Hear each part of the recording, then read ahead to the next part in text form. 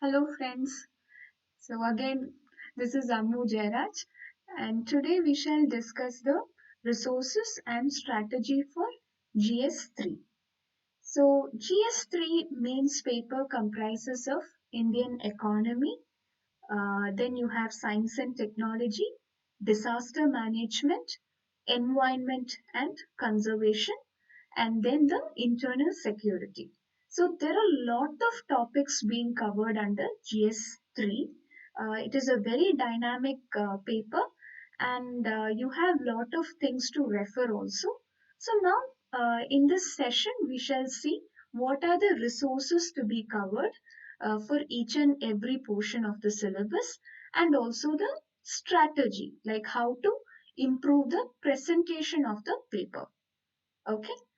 So again about me, I've done BE Civil Engineering, and my All India ranking is 141, and my optional subject is Geography. So regarding subscription of Unacademy, if you are interested, you can either go for Plus subscription or Iconic. For both the subscriptions, you can avail a discount of 10% if you are giving this referral code AMMU, that is AMMU. Fine. So we shall get into the main subject itself.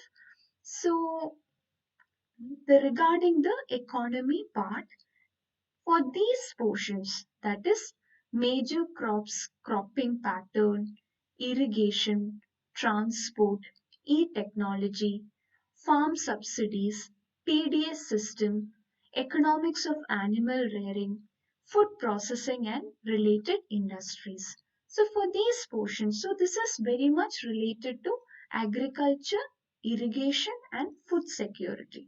So for this, what and all resources to be seen? First and foremost is the PMF IAS website, which I would have mentioned in my GS1 mains video also. So this website can be well referred for uh, understanding the cropping patterns in India, issues or the changes in the cropping pattern. What are the factors related to change in cropping pattern? What are the political factors, social factors, geographical factors for the change in cropping pattern? All these things you can refer in PMF IAS website. And then comes Kurukshetra for food security in India, food processing and irrigation. These topics will be well covered under Kurukshetra. So there is one special Kurukshetra, food security in India.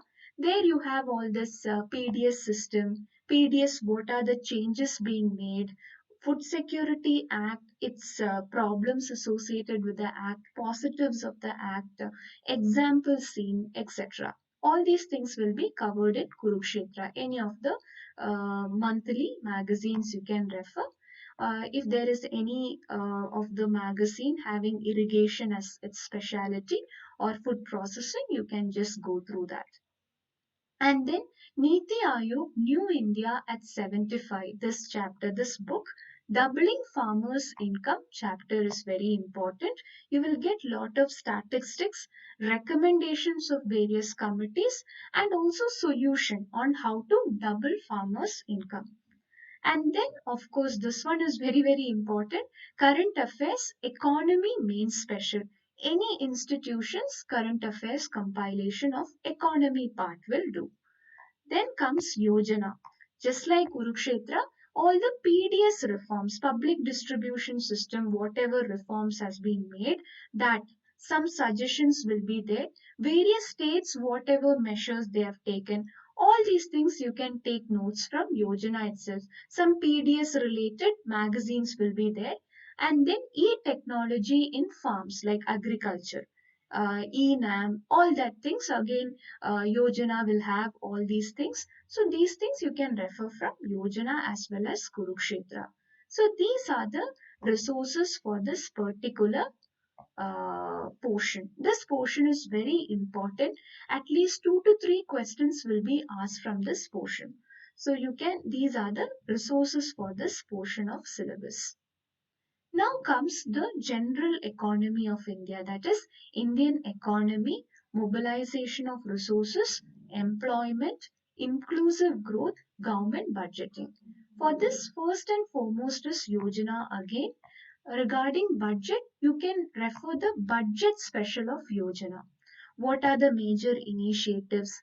Any new thing being introduced? What are the new policies introduced? Initiatives taken? What are the expenditure side, revenue side? Just you can have an idea of it.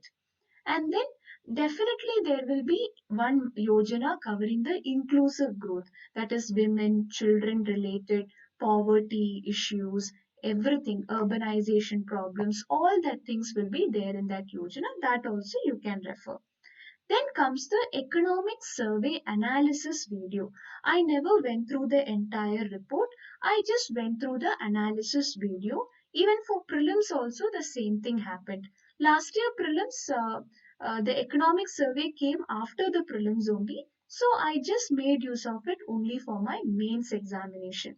So that video analysis, any institution, if they are having some video, you can just refer that video for the complete analysis of economic survey. And then comes again Niti Ayog New India at 75 report. There these chapters, growth and employment reforms.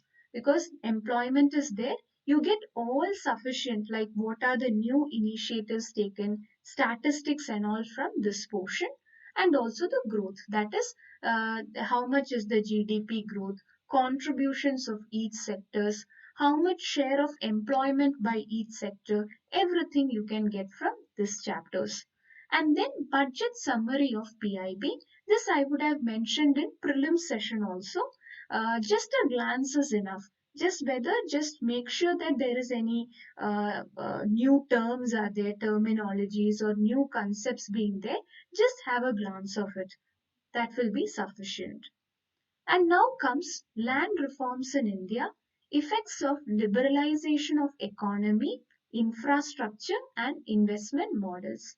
For this, first thing is annual policy review, as I mentioned in GS 1 and 2, for infrastructure and economic initiatives. The policy review will not have complete analysis. It will only give initiatives. So you can see, like you can just refer what are the new initiatives being taken by the government through annual policy review.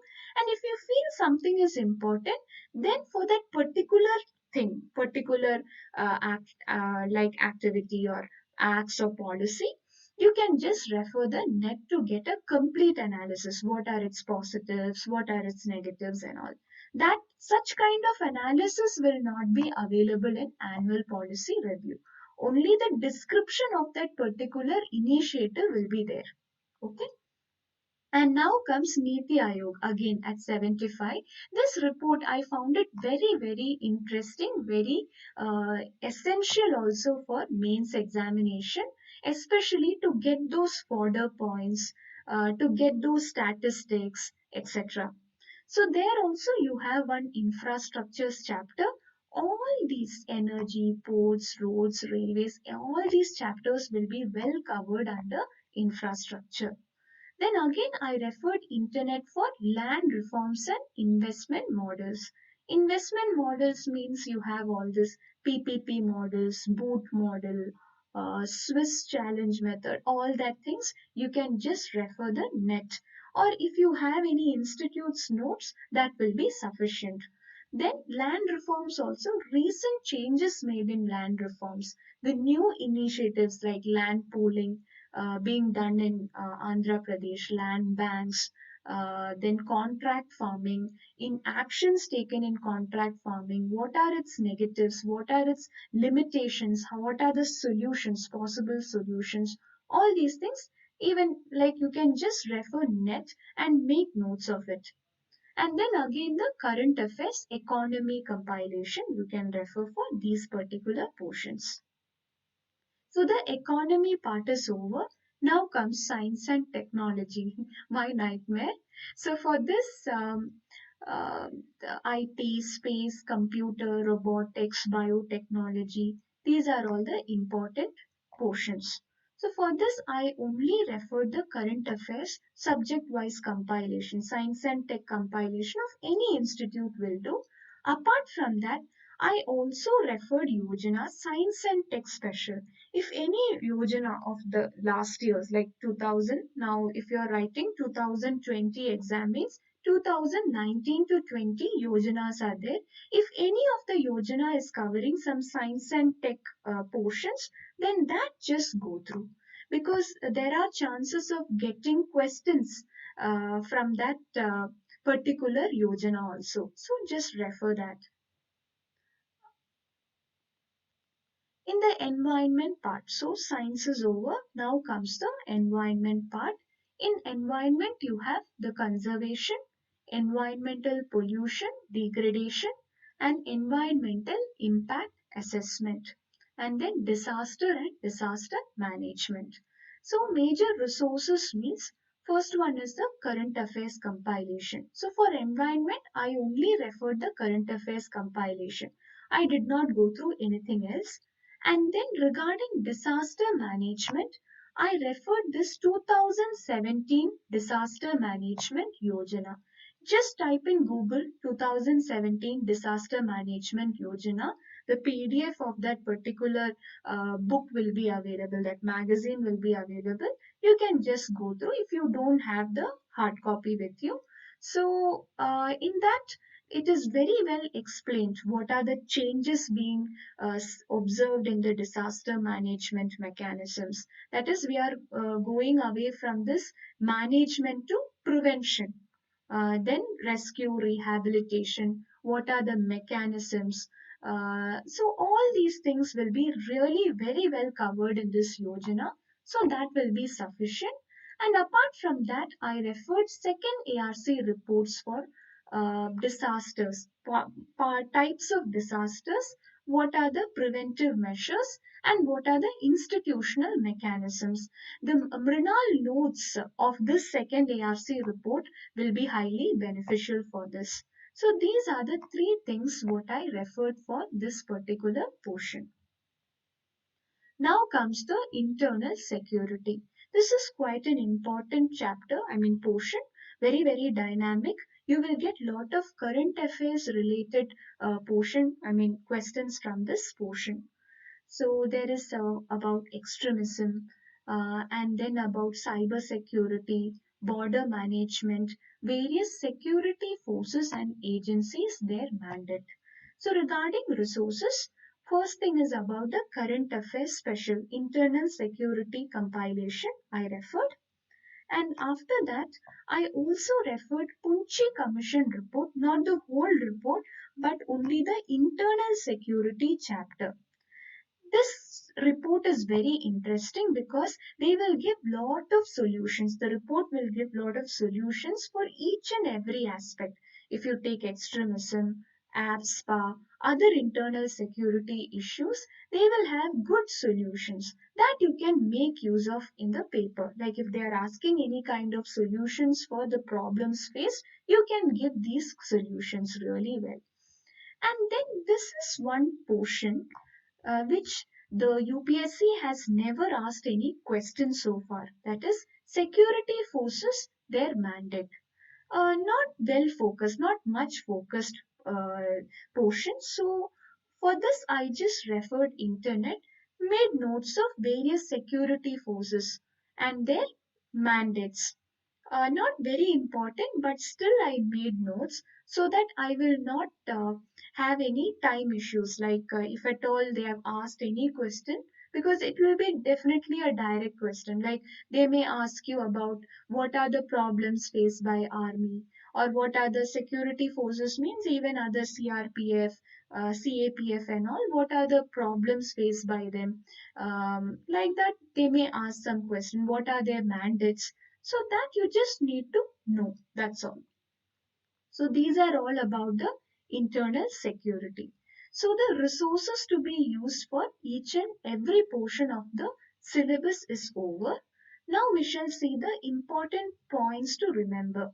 First and foremost about the fodder points, that is the statistics, and also the schemes, examples, initiatives taken. These things should be well remembered, and you need to include this for each and every question being asked. So, in order to retain these statistics in memory, again, just like what I mentioned in GS2 paper, how I maintain one page of articles, just like that, in the front, like in the first and foremost page itself, I stuck one paper, and these are the important statistics.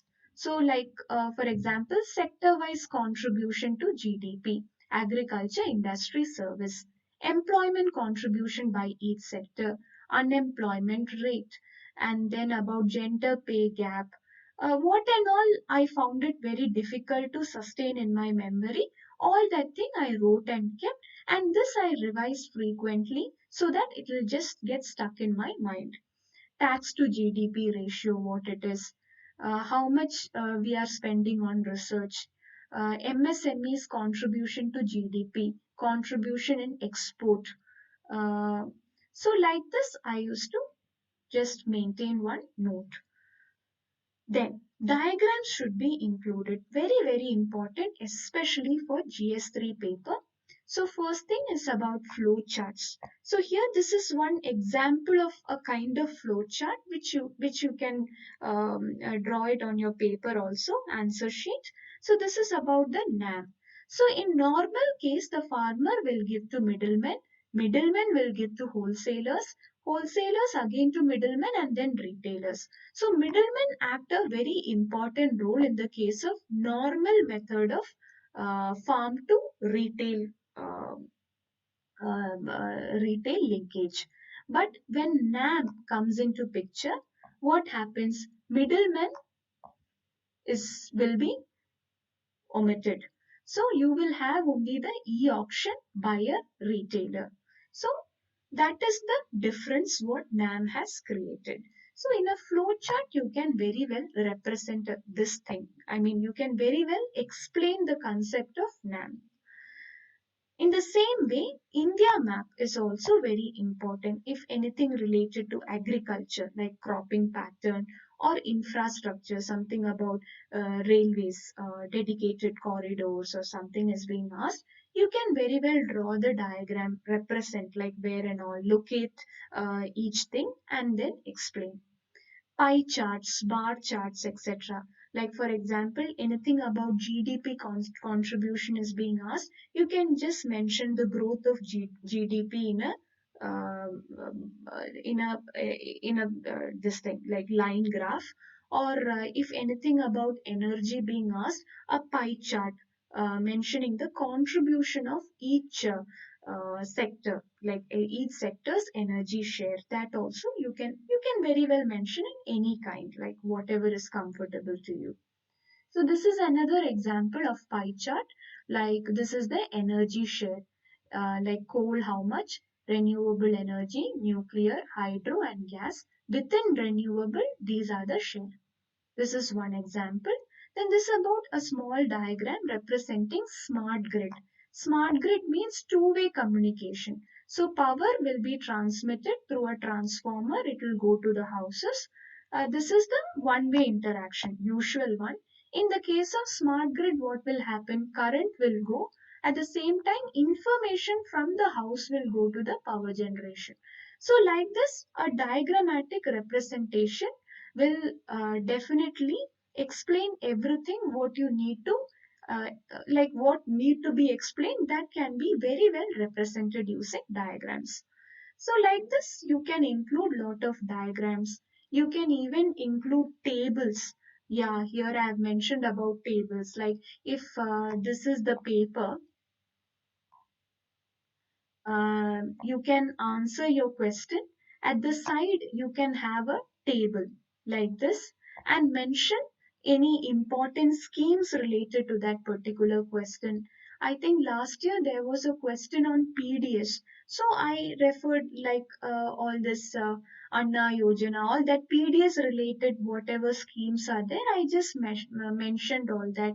Anything important actions taken by any state government, all that in the table, inside the table, you can just mention.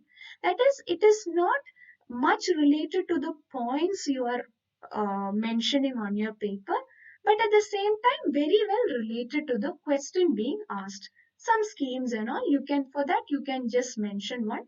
I mean, you can just put a table and write inside that. It is just like the format being adopted by NCRT books also.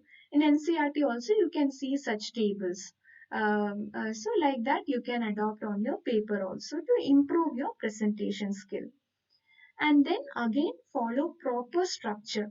Just answer to the demand of the question. See whether they are asking for critical analysis or explanation or discussion. So write accordingly. Make use of subtitles. If there are three parts, then three subtitles you can use for answering the question, and give equal weightage for all the three parts. So like that you can maintain a good structure with a good introduction and conclusion. Then if any diagrams also can be included. If any schemes related to the question, then you can put a table and write down the schemes. So like this you can make the presentation really beautiful and appealing. So these are all about GS3 paper. Thank you so much.